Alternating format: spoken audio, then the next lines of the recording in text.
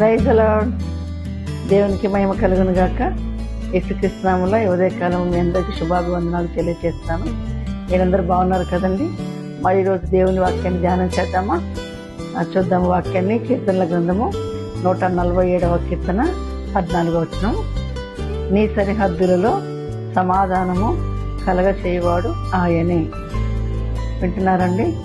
నీ సరిహద్దులలో సమాధానము కలగ చేయవాడు ఆయనే. మన దేవునికి ఒక పేరుందండి. అదేం పేరంటే సమాధానకర్త. అంటే ఆయన సమాధానాన్ని ఇచ్చేవాడై ఉన్నాడు. ఈ రోజుల్లో చాలా మందికి శాంతి సమాధానం లేకుండా చాలా బాధపడుతున్నారు కదండి. మరి అలాంటి పరిస్థితులు మన జీవితాల్లో ఉన్నట్లయితే దేవుడు ఈరోజు మనకు వాగ్దానం చేస్తున్నాడు ఏమనంటే, నీ సరిహద్దుల్లో సమాధానము కలగ చేసేవాడు మన దేవుడైన యెహోవా మాత్రమే. కాబట్టి సమాధానం ఇవ్వడానికి ఈ లోకానికి వచ్చిన దేవుడు ఆయన సమాధానకర్త అయి ఉన్నాడు. ఇంకొక మాట ఏముందంటే, భూమి మీద ఆయనకి ఇష్టలైన మనుషులకు సమాధానం అని దేవుని దూతలు యేసుప్రభు పుట్టినప్పుడు కూడా ఈ మాట మనం జ్ఞాపకం చేసుకోవచ్చు. కాబట్టి మన యొక్క సరిహద్దుల్లో మనకు దేవుడు సమాధానాన్ని కలుగ చేసేవాడు ఉన్నాడు.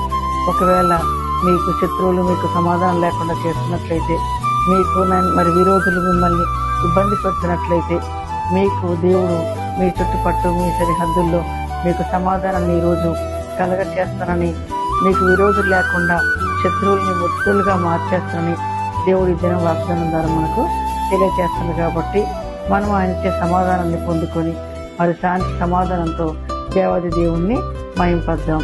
దేవుడి మాటలు దీవించిన గాక. ప్రార్థన చేసుకుందామండి. పరిశుద్ధమైన తండ్రి, ప్రేమ కలిగిన దేవా, నీకు స్తోత్రములు. ఈ దినం మీరు ఇచ్చిన వాక్యాన్ని బట్టి వందనాలు. మా సరిహద్దుల్లో సమాధానం అయ్యా కలగ చేసే దేవుడు మీరైనందుకు స్తోత్రములు.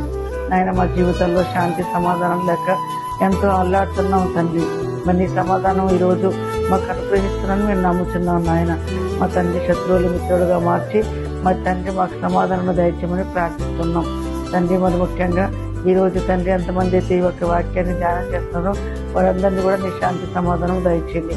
అట్లాగే తండ్రి, ప్రార్థన అవసరాలు కలిగిన ప్రతి బిడ్డలు నాయన నీ వైపు చూసి ప్రార్థించినప్పుడు తండ్రి తప్పక వారికి సమాధానం శాంతి దయచేసి వారికి ఉన్న ప్రతి అవసరం మీ మహిమలో తీర్చండి.